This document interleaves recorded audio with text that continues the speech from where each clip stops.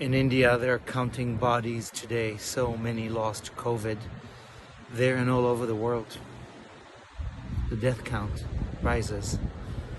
In Israel tonight, families are mourning the dead and many more are worried as the death count from the tragedy on Mount Meron continues to ripple. We count when crisis, when challenges come our way, when chaos demands some kind of an attempt at order. We recount what happened, data becomes a story. Today we ask ourselves, as all these countings are going on, how do we make each moment count? How do we find ways to not just respond to what happens, but to act and be more balanced and more paced and more prepared? To make each moment count and to show up as best we can so that everything and everybody is better counted and accounted for.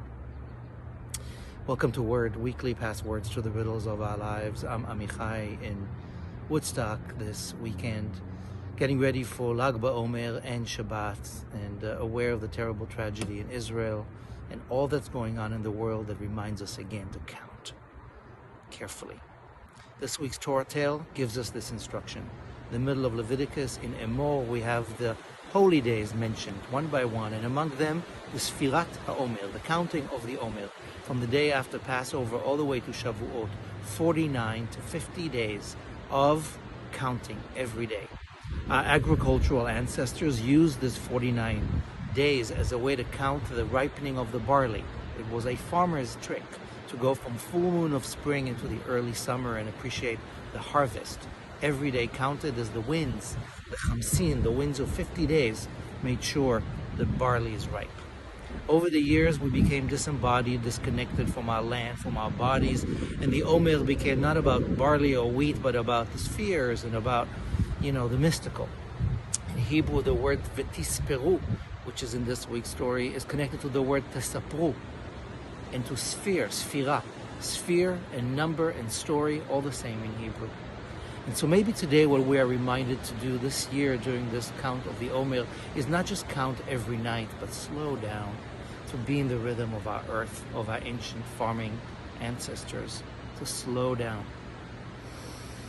to count each breath, each day, each gift, each blessing, each moment, to make sure everybody counts, to slow down.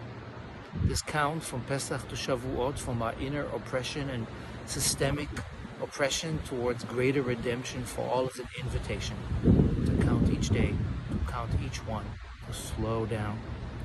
The terrible tragedy in Meron is a pilgrimage of Jews who want to celebrate this holiday of Lag BaOmer in its many manifestations, and with the hearts full of grief for the loss. Maybe this is also a reminder for us to reimagine how we celebrate this holy day with dignity and pride and joy and fire and delight and respect and safety for everybody. May all find healing. May we all make every day and every night count. May this Shabbat bring us hope, and may there be repair for all upon this planet on this and every night. Shabbat Shalom. See you next week for another word, a password to the riddles of our lives, dismantling the patriarchal, one embodied word at a time. Refuah Shlema.